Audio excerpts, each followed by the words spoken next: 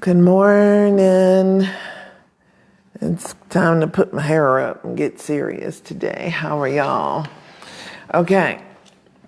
I was thinking about music and I can't use it. I can't even sing to you because it's all been copyrighted. And even the free stuff that is available may not be available later on when that author becomes famous and wants to get paid for his music. So out of respect and as a writer who gets copyright laws, I have to go, And it's also required me to change how I present information. And really it came down to, hey, John, hey, Jody, what do I know to be true that I own, that I can share, that I can give? And I have, gratefully learned a lot and love school. Hey, Stephen. And trying to take the best of it and give it back. So I started these Thursdays as my free community service. I have a business. I provide a service for an individual. But the information I want to share is something we all need to know. So it's just kind of the stuff that I would say over and over again. So it's easier for me to just put it all together. And I am my first fetish, shall I admit to, is learning about self. And it came at my first orgasm. So sexuality and intelligence got merged, and that worked for me. And so I've been, happily going down that path between the two. And for me, it's been I love having my hair up. It gives me a headache, and I can't do that. So yeah, I'll just try to be down and cool. But my first learning, my first love came from sexuality and the wow power of it and how that opened up. And I want to say that's my first Kundalini awakening, was with this energy flow. And I'm proud to say my first orgasm came from water. So I was like, thank you, Mother Gaia. She was good to me. And in one of the I have lived in a couple places known for their longevity. Okinawa was one of them. And now I'm living in the second one in the Sacred Valley of Ecuador, also known as the Valley of Longevity because of the waters. And it's vortex waters between mountains, yin, water. It's a whole nother science. And I did an interview about that a couple of years ago with Steve Chambeau, I believe his name was, Chambeau. He was a geologist that looks at vortex and ley lines. And I went up to England and I was just kind of popping around the planet looking for him myself. And I went, what can we learn with these things and what can we use with that? And then I realized, there's a whole lot of stuff we don't know. And this journey for me has been to just keep connecting those dots and put this puzzle together. And I was really frustrated with my last partner I would have these little intellectual spins, especially after smoking. And he would just go, we can never know. And I'm like, wait, don't be speaking we, So, you may not be able to know. I'm going to keep looking until I find out. And so for me, when I was looking at all of these intelligences, and there's 5 that I want to cover over this is the third one, so there's 2 more, spiritual and sexual. I wonder which one will go last. I think I'm saving sexual for the last one. But spiritual intelligence will be next, but 5, spiritual, intellectual, emotional, instinctual, and sexual. And they all have purposes, breakdowns, attacks. How do you support them? How do you use them? And how do you make them thrive? So that's what I wanted to look at in these series.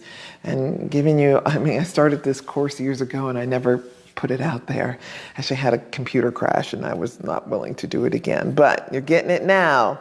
So let's start with a couple definitions, and I have my notes. I've put the diagrams up for you so you can scroll through my page and see the diagrams I'm going to talk about.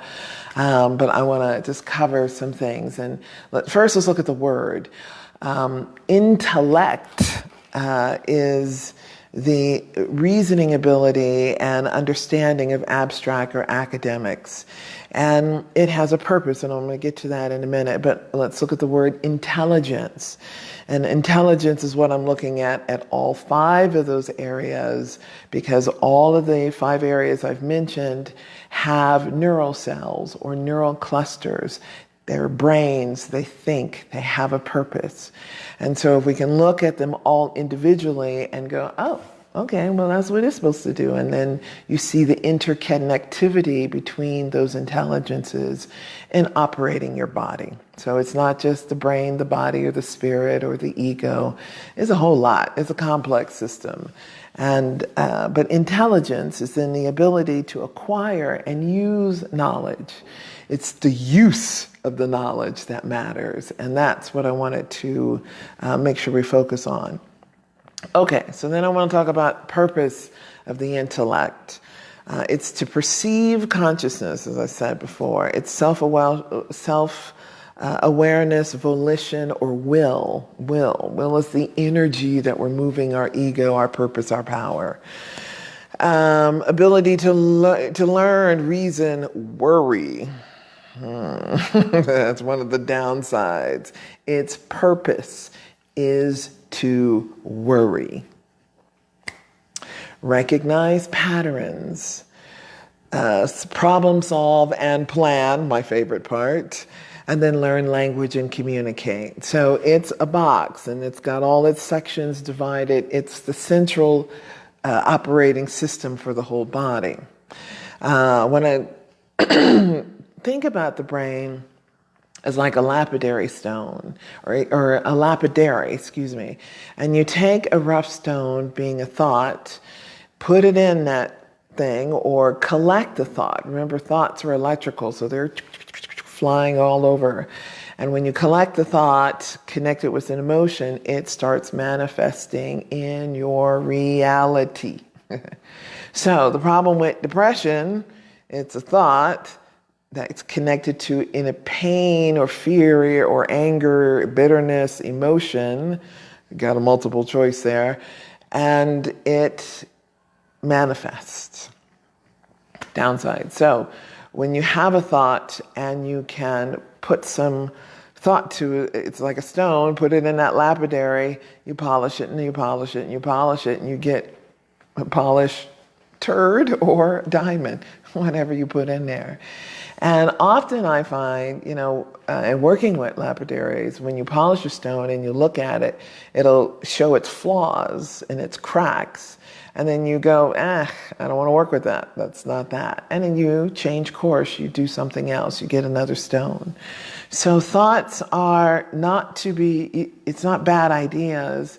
It's raw ideas. You have to take them and manipulate them and use them and turn them over. And so when you're looking at taking in new information, and we're almost post-information age, but we are still highly in the height of our information age, and the revolution of knowledge, really I should say the revelation of knowledge that we have been able to access. Thank goodness to our little boxes that we call the iPhone highway or the Android highway to information for most of us. And I like it too. So in our purpose of pursuing knowledge, I want to use it. My favorite math formula was knowledge plus experience equals wisdom. And I was like, let's keep that in the kitty. We want to use that. Okay, so let's talk about where our intellect capacity, being the parts of the brain, all of them rather, develop. And the brain starts being recognized as an organ at 16 days into conception. And then it gets 6 times its size at full capacity. And yes, men's brains are bigger, but women's brains are more connected. Right hemisphere, left hemisphere are more connected.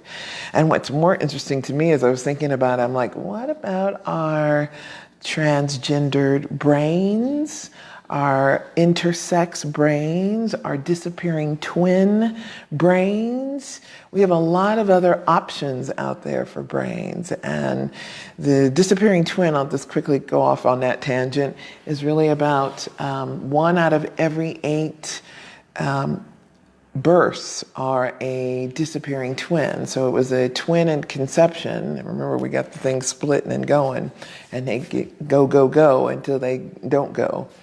And whenever that fetus stops developing, it often gets absorbed into the other fetus. So after 16 days, it's got a brain. So it's like it takes in another brain. Now, consciousness is supposed to happen between 18 and 24 weeks, I believe. Somebody can correct me on that if I have my dates wrong.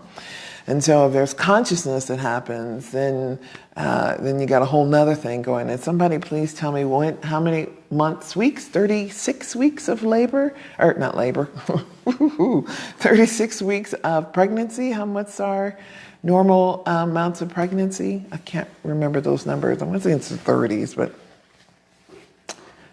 oh, so help me, somebody get my weeks right. Anyway, consciousness comes in, and so that's a whole nother measurement. But when you're absorbing a whole physical body, and you see children who have or may have a deformity of a leg still hanging out of a body, or an extra finger, extra toes, those kind of things show up, extra sexualities that come up, masculine and feminine that come up in the body. That's what we got seeing going on. Now we also have the environmental pollutants going on that is changing our sexuality externally by chemicals, because we've had them in our system now for over 80 years. So our entire generation's sexuality and our identity and our hormonal structures have all been shaped by living today. So that we can't get away from, but so it makes us have to look at all of it and look at ourselves. As I said, one of the things that's interesting about fifth dimension or this conscious living is it gets complicated. It's not like, we get a Jesus and we get a happy and a mansion of gold and we get our feet up in a hammock. No, we have to learn more. We have to understand more. Knowledge matters, my favorite hashtag, and that's my new drop-down menu on one of my pages. Knowledge matters, and the more you know, the more you can intellectually know, the more then you can use the intelligence and apply it to your life. Because it's one thing to know something, but if you don't put it into practice, it's just knowledge out there somewhere, or somebody else's YouTube video. Okay. So the next chart I want you to look at is the chart I had up about it's the iceberg, the ego, the id, and the superego. And mainly what I want to focus on is that the lower consciousness, or we call the unconscious self, is often associated with our root and our sexual chakra. It's that lower energy. It's our violence. It's our fear. And if you look at the next chart, which is Maslow's hierarchy of needs, it's also in those areas where we're trying to resolve. Our needs are to resolve those ego intelligent problems. We're grasping, we're the caveman, we're dragging the women by the hair, even though that's kind of hot and sexy. We're still doing that kind of behaviors. And so what we have to pay attention to is where are we at in these needs? How are we doing on those areas? And you can check yourself. Look at the chart. If they still resonate or they're problematic, or you feel a trigger pull, emotional, instinctual, or whatever in the body, then pay attention. That's the time to shine light on that shadow area. And the whole purpose of all of this is self-knowledge. The role of my job is to help you know yourself. It's the role of the oracle. And I went, oh, got it. I like it because it had a job description that I could follow and get. So the other area, the ego area, where a lot of teachers spend a lot of time on, and psychology has really taken the ego as a bad guy and something that we need to separate ourselves from. But it is the operating system. It gives us identity as individuals. It also makes us question, check for irrationality.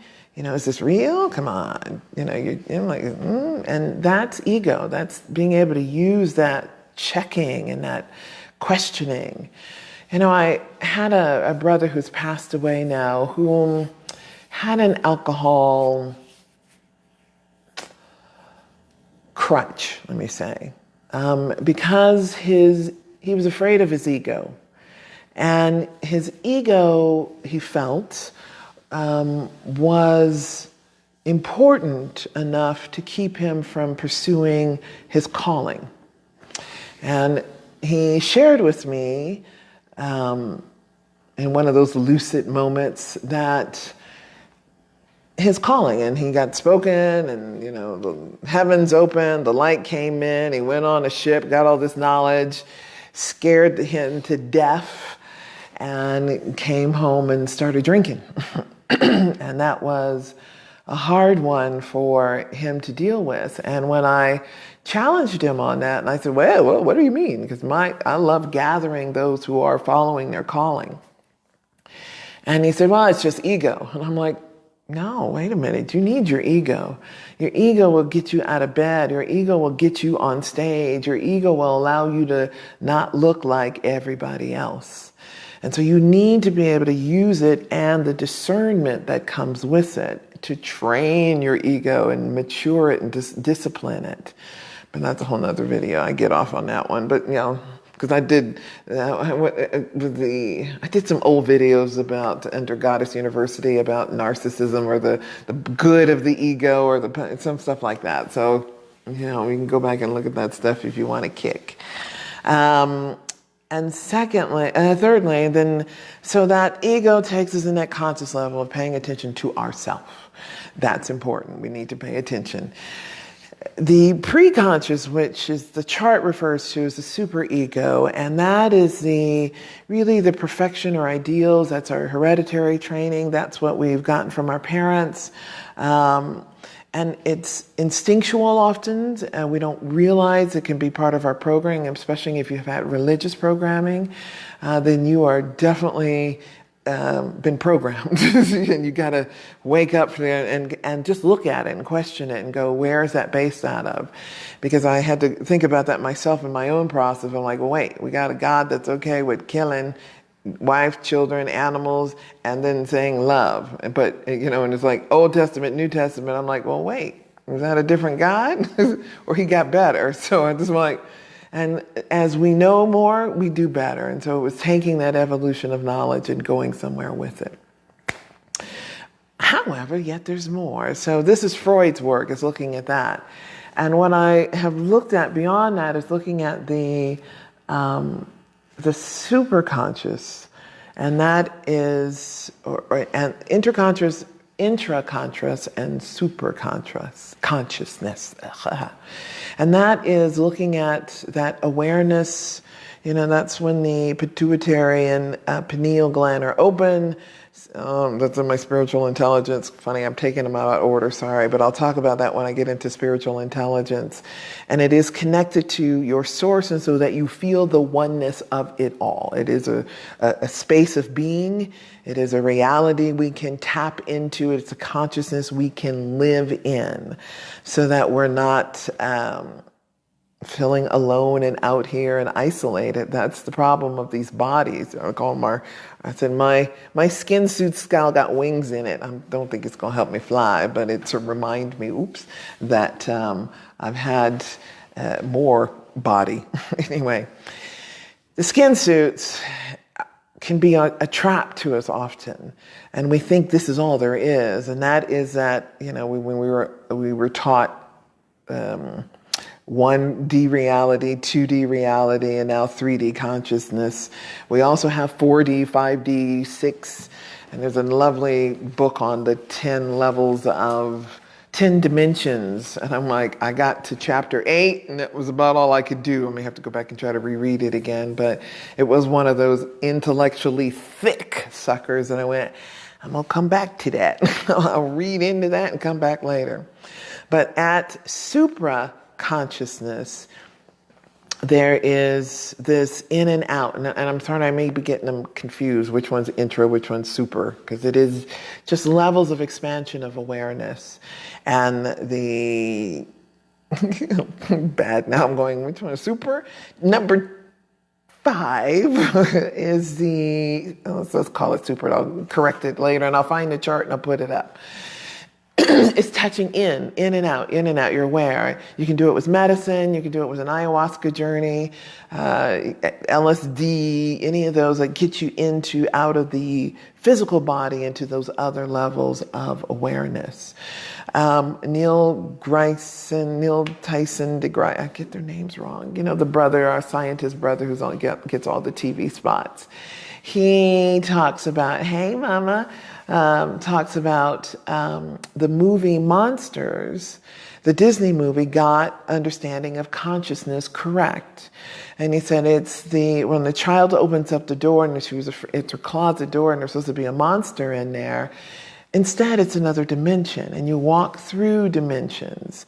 And so as we get into this conscious living ascension space, we are moving into new doors. We walk through new doors. And these portals that keep opening up that my U.S. government likes to take over by force often, or stargates that they can be made, are portals into other time, space realities and other dimensions. And I started hitchhiking going that way a long time ago, and I said, I want to go. And I'm like, I want to get a ride, and what's it going to take to get there, and what's it going to take to learn that and know those spaces. Thank you for the love. I'm just like, I'm hitting my sapiosexual folks that are getting off on this. So I'm like, yay. So for me, it was, okay, well, what's it going to take to get there? What do we need to know? And that's why I jumped on a plane and got out of America and got to Thailand, because I said, I hadn't seen it in the West, so let me go to the source and do that.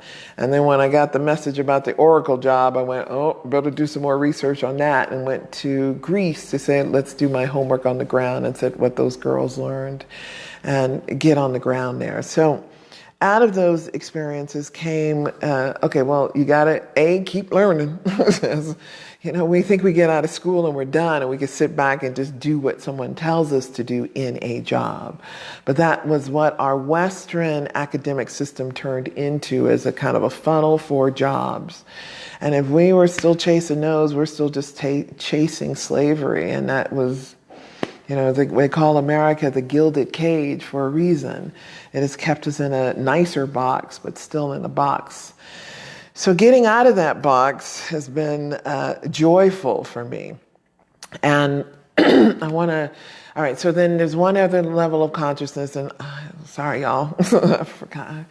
Old knowledge stuff that's getting lost in the ethers back there, is a constant state of connection. And that's the supra, I apologize. And interconsciousness is going in and out, in between. Correct me if I'm getting my Greek or Latin wrong. And supra is that continual connectiveness. So the stages of being in those spaces are fun. So I'm like, get there, whatever it takes. If it's a medicine journey, get there, go through the door. Don't keep going through the doors, though, because there's other things on the other side. Because, you know, like, we got enemies here, we got them there too. And we need to be wiser. It is not pie in the sky. We'll have to make it there. We'll have to make the pie in the sky. So that's the work of our lives now, at least over the next 50 years, while we move from the Piscean patriarchal age into the Aquarian water bearer knowledge stage. So we're moving into it, but it's going to take some time. So I need y'all to take the baton and run with it, especially the young folks. All right, so what I want to look at next is the biology. So we looked at purpose, definitions of intelligence and intellect, and now let's look at the biology of it. As I said, it's a centralized control of the body, information processing, giant sensory receiver, especially the eyes. I want to talk about that. Moderates social behavior, planning complex cognitive behavior, decision making, and I apologize. I did not spend the time taking it apart because I'm not that geeky. I am, but I didn't want to bore you with it, so I just went, I'm not going to go there. But I do need to talk about the prefrontal cortex. Boom, boom, boom. What's happening with that? And you see the Zika virus, remember those babies and the attaching it to the vaccines they were giving the mamas and shrinking the kids' brains and really collapsing the prefrontal cortex, because that, interesting enough, has been overdeveloped. Now, as females in particular, we have a really overdeveloped prefrontal cortex. And it was Gavin de Becker's work in The Gift of Fear, hey Tom, and who was a forensic psychologist that looked at, and he really studied the human brain, and his research showed that our brains have developed a glitch. And the glitch is that because we've overdeveloped a prefrontal cortex, it is the instinctual knowledge that suffers, because the instinct is the first brain. And I talked about instinctual intelligence last week, so go back and look at that on Facebook Live. But the bigger brain is the instinct, because it's five organs. It's lots of organs, but it's 5 times bigger because of all of those neural cells clustered working together. This is storage, memory, reasoning, interpretation, perception. This is what's going on. Danger, Will Robbins. It's in the gut instinct. So the glitch comes in when we overthink, when we use this instead of this first. And that happens because it's been programmed. And as soon as we get programming in there, it rewires everything we do, everything we believe. It shuts down. It causes discord between one brain and another, right? You don't want your brains fighting each other, but that's what's going on. So, and one of the things that was interesting in how he came about some of this knowledge was he looked at rape victims and the survivors and talked to them, and he said, when did you know you were in danger? And they instinctually knew early on when it was safe and they could get out of danger, harm's way, as they used to say. And what happened? Their mind told them something else. Their brain said, Timmy! Their brain said, no, he's okay. It's just fear. What would my mother say? What would my friends say? I'm not being nice. I got to be a good girl. La, la, la, la. Whatever the programming was, that's what kept them from following their own instinctual knowledge. So they got raped. And, if you can't trust yourself, it's not you're in trouble. So when you have to look for security and trust outside of yourself, you would get in trouble. And I'll talk about that when we get down to relationships. But I do want to go into some examples of the manipulation of our superego in advertising. Because when it's the emotions that get stimulated by an external force, we buy shit. And so, example, happiness makes us want to share. We'd like to teach the world to sing in perfect harmony. I hope I don't get in trouble for singing that, but Coca-Cola ads back in the day gave us a feeling of happiness, and we want to share. So we bought more Coke in multitude. It was instead of buying one bottle, we bought 6-packs, which they were introducing. Timing. Sadness will help us connect with each other.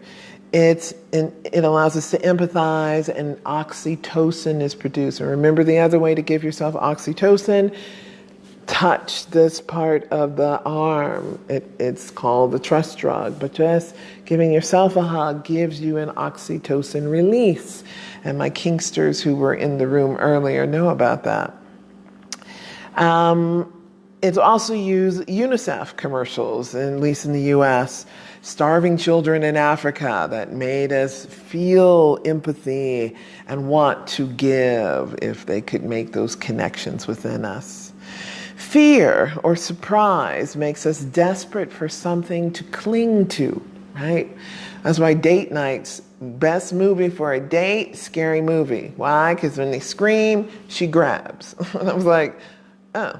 You know, and it was a funny thing. So I was trying to be a lesbian once. So I was like, all right. What I didn't like about it was that I had to take the masculine role. I'm like, oh, no, I don't want that part. You know, I was like, no. And but I was attracted to femme girls. I was like, oh, okay. So we went on a date, and that's when I didn't think I was not aware. I just wanted to see the movie. Or maybe I probably was aware. Knowing me, I probably was aware. And when the girl screamed, she grabbed onto me and we got a lot closer. And I went, oh shit, it works. So I was like, things you do to get laid. Okay. Anger or disgust makes us stubborn.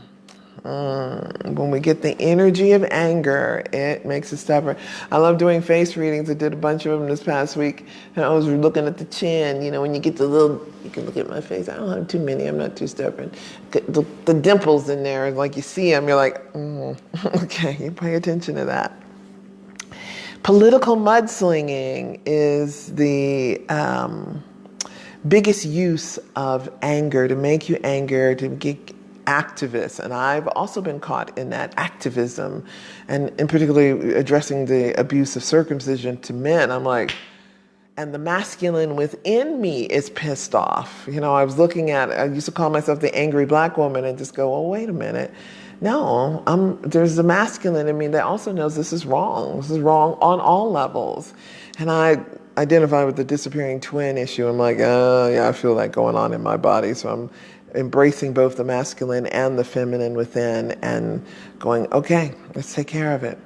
So, did I cover the breakdowns? Oh, no, I did not. Let's do that. So what's destroying our brain? If it's overactive, ADHD, and I'm guilty. Worry, fear, depression, a damaged brain will cause a lack of empathy. Guilt and lies. Interesting. Mm-hmm. And the brain is not so smart. It's not where real intelligence is. It's a storage for everybody else. Because it doesn't know the difference between reality and fantasy. Why do I say that? Because porn works, right? That makes things, other brains work, but what we're taking in, it's just going through and going right down to the other brain, but it doesn't know the difference. And though we keep intellectualizing, no, this is not real, but it's still working. And in women, it works, and the brain is still saying, no, it's not working. And that's how we've been able to separate our feelings, what's physically going on in our bodies, and what our mind programming is telling us. And that was realized when we put electrodes on both the sexual organs on the brain and showed a woman porn, who then afterwards said, no, I wasn't turned on. Her body was turned on, her brain was not.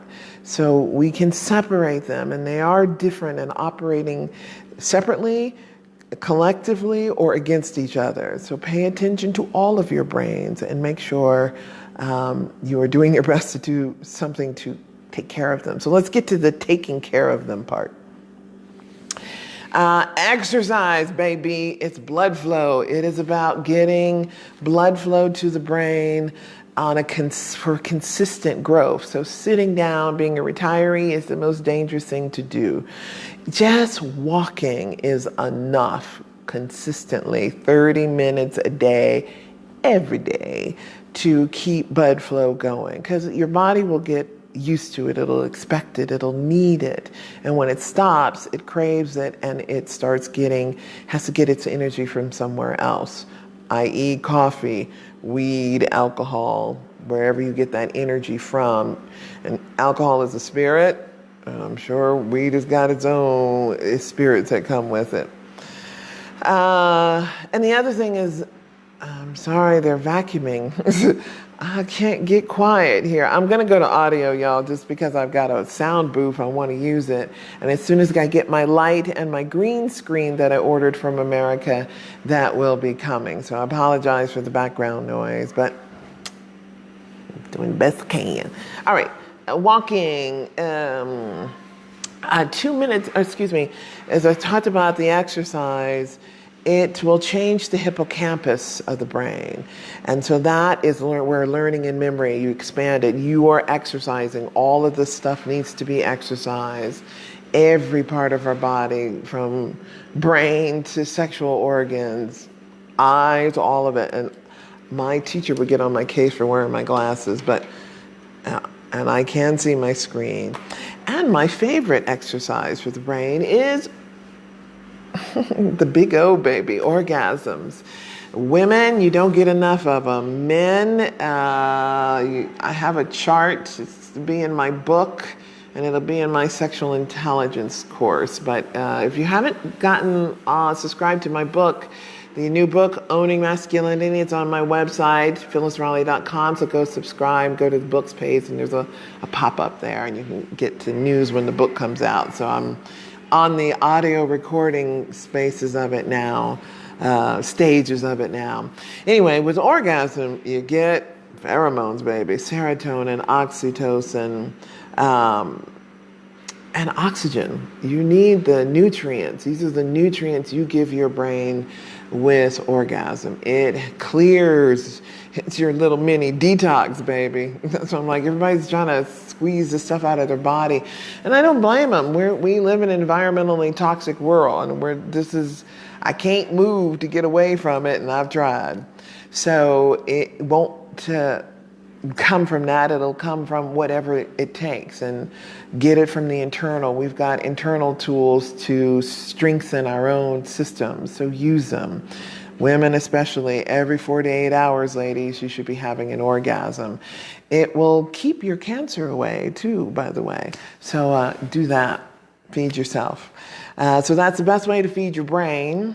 Oxygen and nutrients. Orgasm, walking, meditation. But meditation it's not my favorite because I can't sit still long enough to do it. Truth be told, I have to do walking. I have to do something, dancing. It has to be movement. Anything that allows free flow of thought without being judged.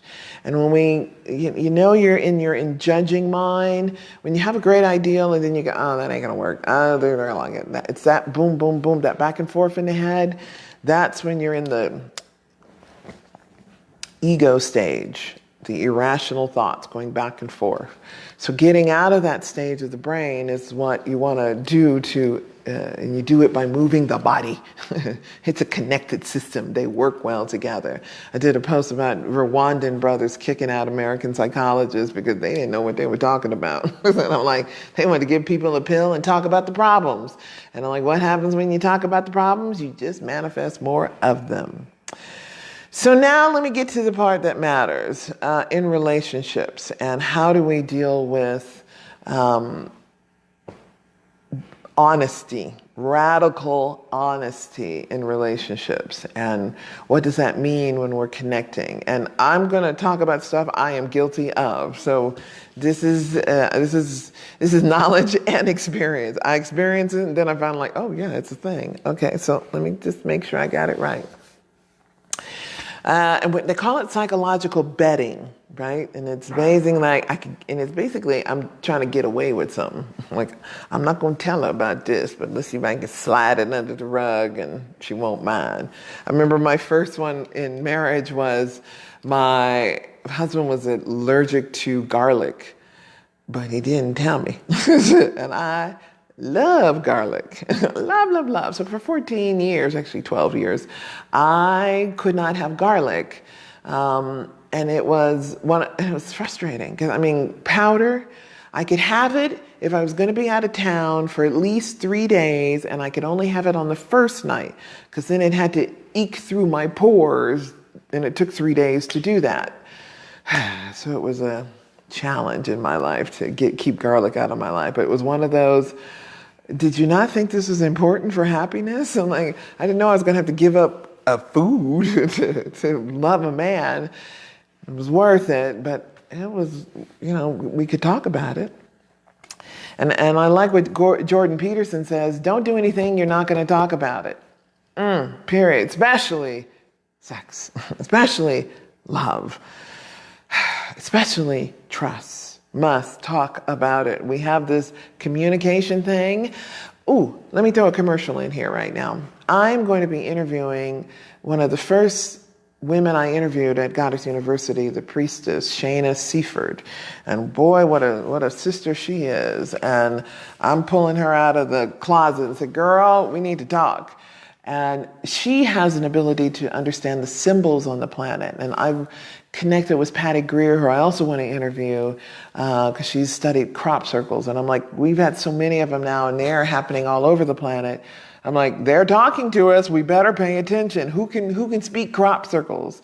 My girl Shana can read symbols, and the language of this planet is symbols. And we have a really bastardized language. English, American English, is actually even one of the worst because we don't have enough letters. We don't. It's a bad language, y'all. And I'm probably one of the worst at it and trying to write it and realize I can't communicate. And I remember when learning about the Eskimos have so many different words for snow, and I'm like, we got one. What you got? How many different words you can have for something? And I'm like, what do I not know? And there's still so much out there. So looking at the game playing we do in relationships. So I need to let's look at some shadow stuff and what we need to focus on. One, marriage. And I've written this as we often use psychological betting in relationships in 3 beliefs we construct in the mind. 1, marriage is security. If we just believe this, we will be secure. Well, two divorces told me that didn't work. So I went, And here was the problem with that finally came home to me. That went, oh, got it. A legal contract is not secure. It's just another binding thing to hold you down. The vows to hold you in, the commitment to hold you in.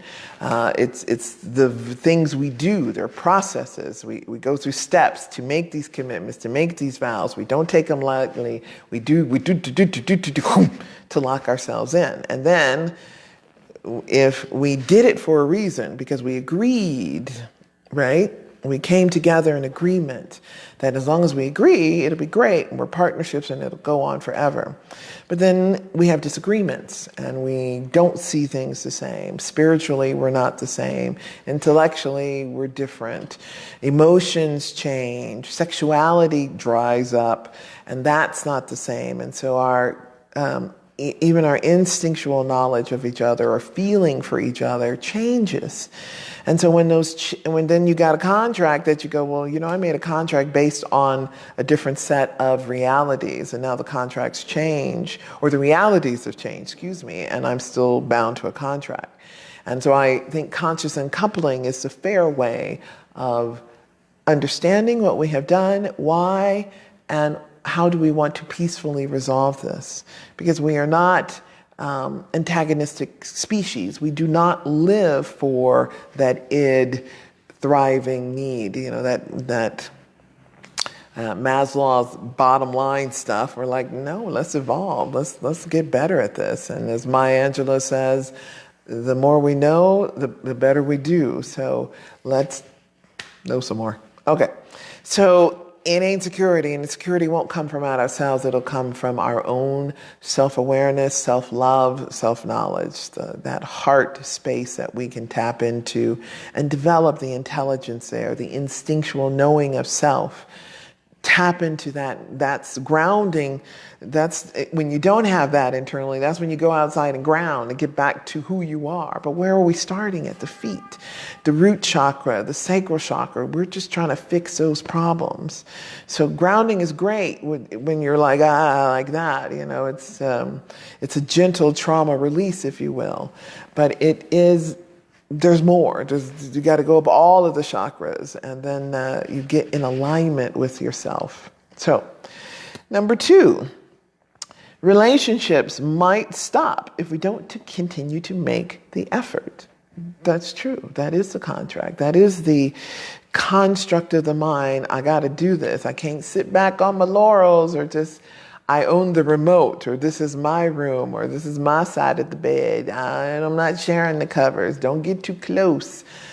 We put boundaries into our intimacy, the relationship, which is what was the glue initially. And for those of us who have done our love language chart and we know our love language needs, which you should do, it's free, go do your love languages. More importantly, if you're in a relationship, you better know your partner's number 1, 2, and 3 love languages, because that's what matters. And that's going to support the relationship. Remember, it's a 4-letter word, work. And it takes the mindfulness of that to continue. I'm not covering enough on that subject, so let me think about that. What I want to add to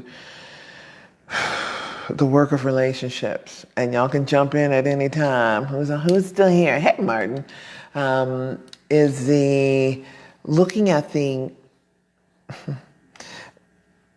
conscious focus of the now, and I think that's where I can blend this best. It is the emotions you want to feel today. And that's every morning you wake up and you're either going to have a thought, positive, negative emotions. You're going to be happy with the person you're sleeping next to or not. It's there. Though you can train your mind to go to, well, what do I want it to be? What is the desire of my own heart? And how do I make that reality? You got to develop your own neurons. I do think that because of the environment we are in, toxic, hostile, that we have been so manipulated into negativity unconsciously. That's the problem. I could point out it's the TV, it's the Facebook, it's the politics. Add them all up, we can get an environmental toxin score. I'm sure somebody's done that, and I'll look that up. To see where we're at in being in stress. And we know that by the medicines we take to deal with stress and how we are. If it's alcohol, weed, sex, chocolate, what are we doing to manage it? We have it. Hammocks is my favorite, but I don't have one now, so I'm like missing my hammock and sunrises, but whatever it takes to do that. And relationships, when they're rubbing together and in harmony, it's that hammock, and it's not the crutch, but it's the armchair of, yeah, we got this, we can do this, and it feels good doing it with someone, and it doesn't feel like it's work, it's flow, and that's a nice thing. But it ain't always that way, and we use that ain't always that way part to get better. That's our tools to getting it better for us, because we chose the partnership road, making it faster to get to working on yourself, and harder, because you get someone right. That coach is right there to poke at you, baby. So it's living with your coach 24/7, getting mad at your coach, not wanting to sleep with your coach, and finding fault with your coach is what your partner is. But in the work of relationship, it is about moving forward together in a goals you can agree on.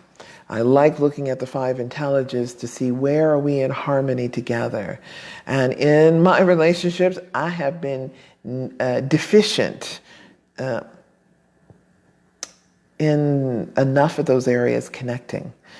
But the more you know, the better you get. So don't beat yourself up. There are 25 partners for everybody on the planet, and probably more now that we're at 7.5 billion. So relax.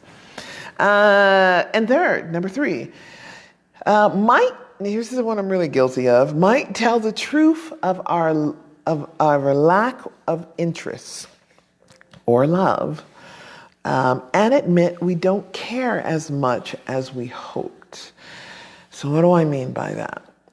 It's the stuff you don't, it's faking orgasms. Let's start there. You don't want to admit that it's not working because there's a fear of honesty that would cause other problems. Your partner becomes overweight, whoever it is. You're not attracted. The Peter meter doesn't work. It's hard to admit that it's you. I can't get this to work without you being a partner with me. And that, again, that contract changes. The agreements that we had going in aren't the agreements that we're dealing with now. And so being honest with that comes at a cost. Radical honesty comes at a cost. Don't think that this is all going to make it all sweetness and light and it'll go away. It's going to require that we choose the adult thing to do, or not. That's a real thing, or not. And the or not is often we ignore it, we poke at the other person and say, well, you didn't do that, so I can have my excuse for that. Or, as the Catholics taught me, the sin of omission.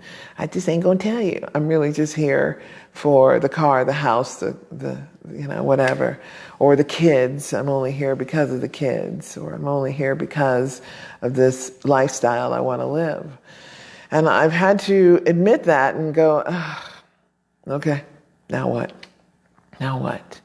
And make choices that were hard. And I'm like, why wasn't that enough? I had to say to myself, why couldn't I just be content with the car, the house, the okay sex, the political arguments, the whatever. And it's amazing how it wasn't enough. And I realized for me, I needed to do more homework on the front end, and that as I change and not hold on so tight. And to my last partner, who I married twice, but not legally in any of those two, I had to apologize. A, I proposed to him, and that just rocked his world. But B, men shouldn't get married. Really. Honestly, men should not get married.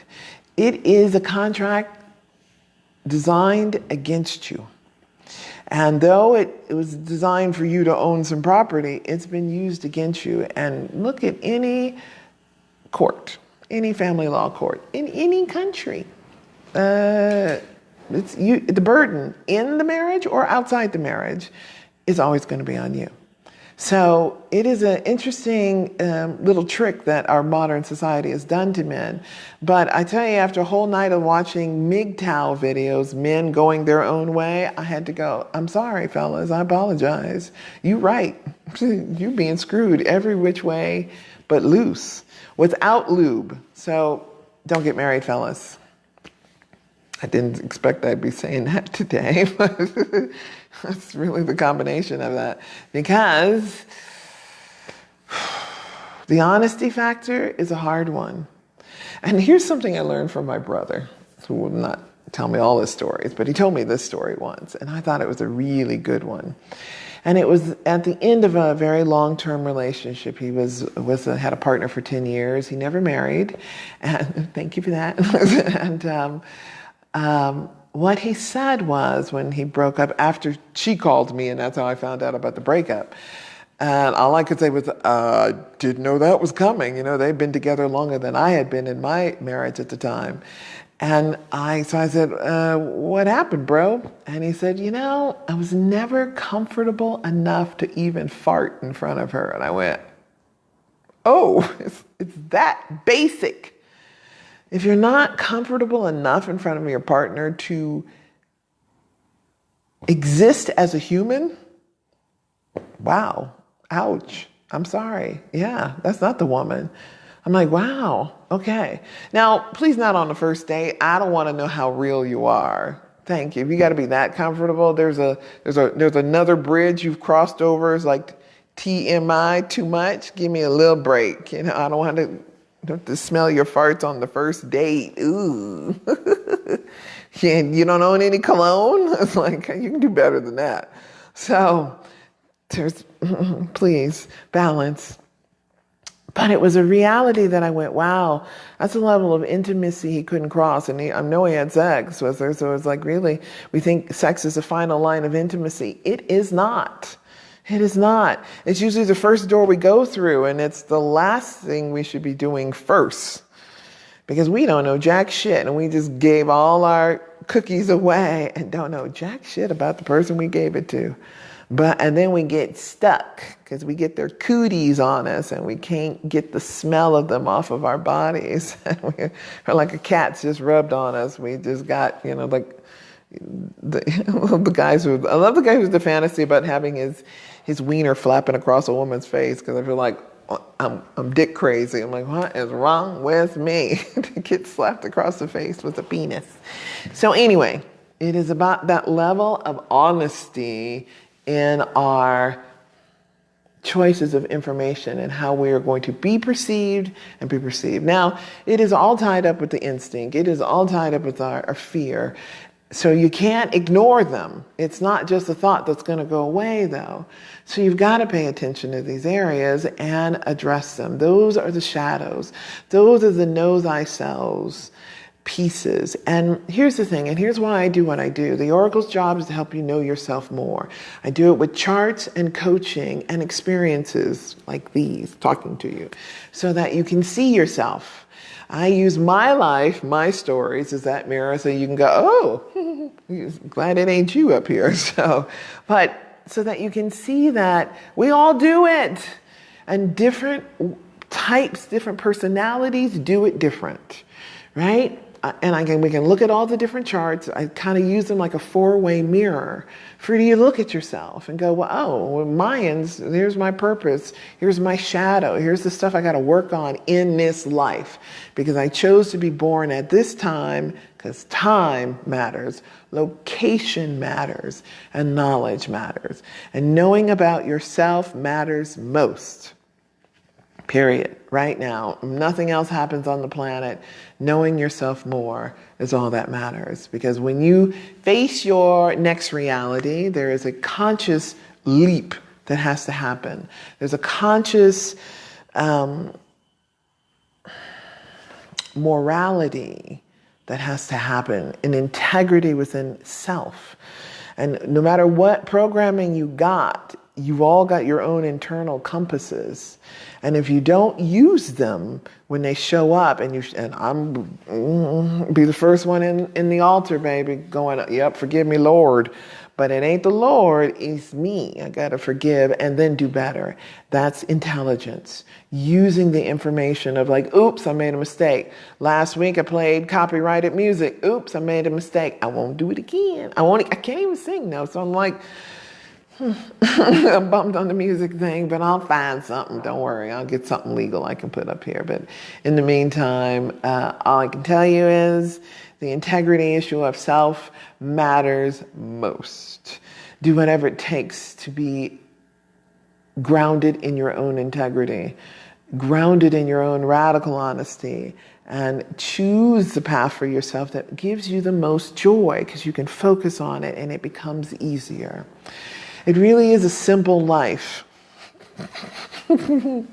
if we can not be manipulated by those that have been trying to kill us.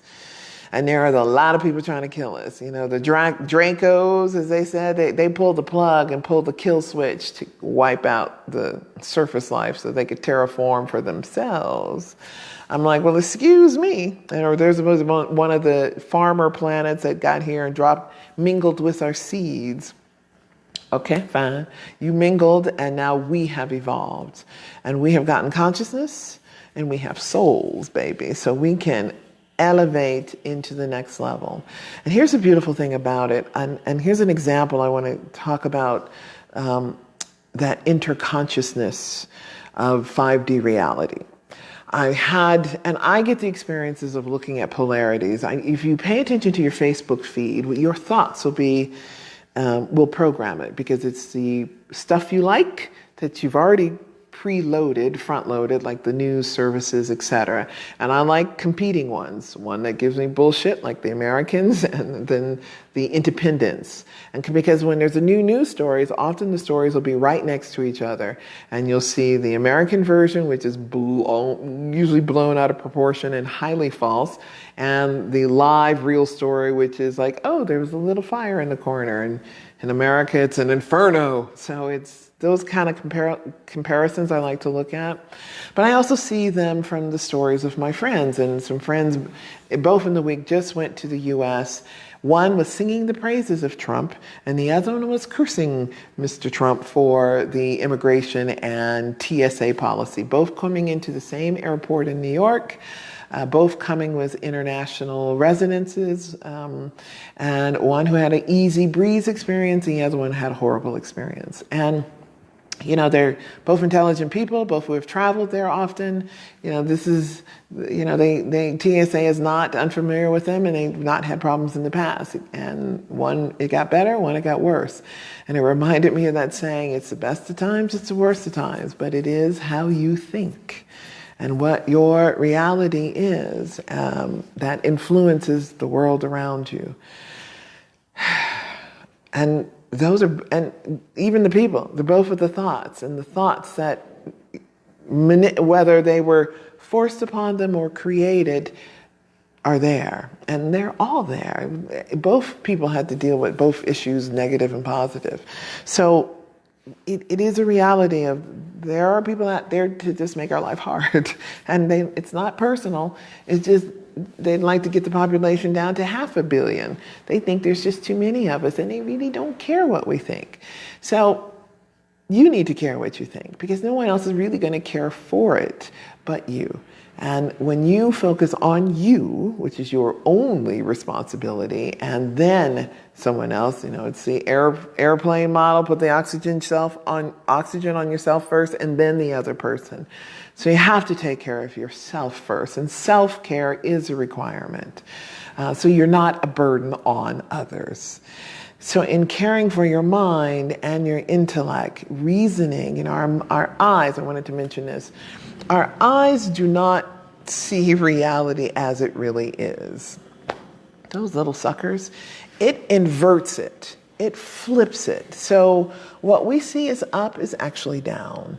And so when you look at a diagram of the eye, it'll show you the picture's flipped. And you're like, well, wait a minute.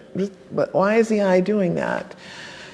It's because reality is not what we think it is. That's why.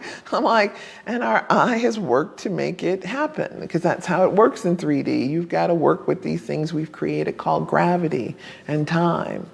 But guess what? When you move out of that and you realize, oh, they're concepts. How's that work? You can speed up time. You can stop time. You can move through time. Time is just something you can do. It's on the map. You can get around it. It takes understanding and consciousness and doing your homework and getting the poisons out of your system so you can think. Remember, we've been poisoned with fluoride. I knew I forgot something. Phosphorus and fluorides will break down the brain. Clogs the spiritual as well, but it's also very damaging for all of those cells. And it calcifies, and you don't need calcification. This stuff needs to be loose and moving and blood flowing through it. That's why moving makes the blood flow and breaks up the decalcification of the brain. So movement, baby, move, move, move. I knew I was had forgotten something to tell you about that. Okay. So what else am I going to tell you about love and life? Remember, thoughts are electrical, emotions are magnetic. Those neurons connecting inside this system makes manifestation happen. We are these incredible beings that have been created by a divineness that we have not gotten to meet personally. Some of them claim, I haven't met it myself, so I'm just going, I have felt it, but I can't say anything anymore. I don't know what. I felt the presence of God and went, woo, it was better than a Kundalini experience. Let me say it that way. It was all-encompassing power. I have felt dead people I love and went, that feels good too, but that all divine kind of connected to everything feeling, oh, what a feeling is that. Kundalini is kind of like a railroad train of energy going through you, not really pleasant, but powerful. It's nice if it comes with an orgasm, but it's just like somebody turned on the faucet and it was a fire hose and you're like, whoa. I had the privilege in 2014, I believe it was, or 15, 15, to get a fifth dimension initiation. And this was from a goddess from the Chinese deity efforts, Doumu, D-O-U-M-U. And there's a couple YouTube videos by a sister who embodied her. She didn't channel, she said she called it an embodiment. And it was an interesting experience because it was, she just laid down, didn't say anything. We just grabbed her arm and held on for a minute. But the grabbing of the arm experience was like, oh, that I called a booster shot of joy. I'd had a more powerful joy experience from a medicine journey. Remember, I like medicine journeys, natural plant medicine journeys. Sassafras was the medicine that opened up my heart physically. It just made it it grew. I could feel it growing. It got bigger in my body. It made me smile for 6 hours. That hurt. And and as the shaman gave it to me, said it's because most Westerners have underdeveloped hearts, overdeveloped minds, underdeveloped hearts. And so he gave me medicine.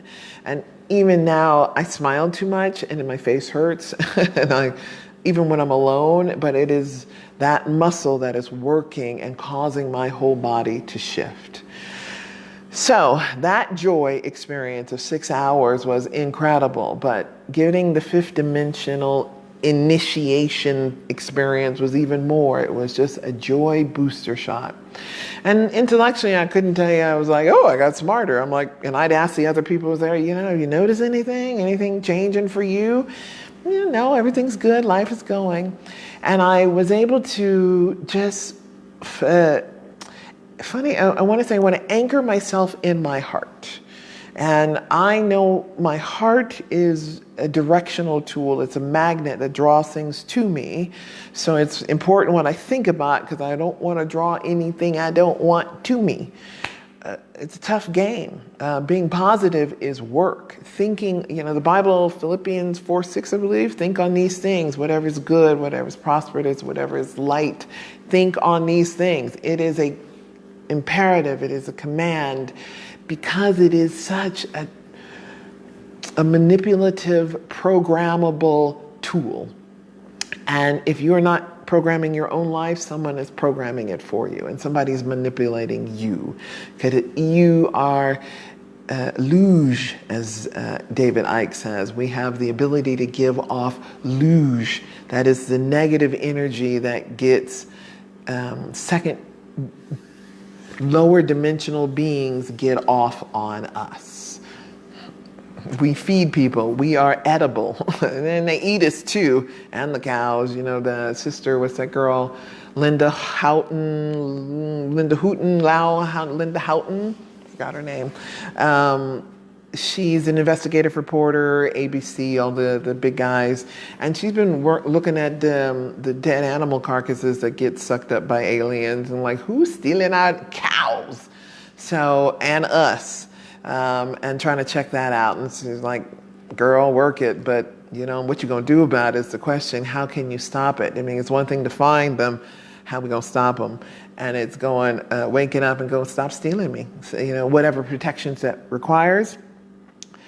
I have learned a lot of them. Some I forget, there's old sciences and the candles and the lights and the jewelry and the incense and all of those things as well. I'm like, whatever it takes, whatever it takes. I think it's more logical, just don't invite the shit in. That's the easier part. Clean the house first before you have to clean up later. So that's what I got for you today on intellect and intelligence, that you can take in the knowledge for yourself. And again, all that matters, know thyself, whatever it takes. And I'm a reference librarian. It's what I feel my role is just to help you find that information and help you interpret it.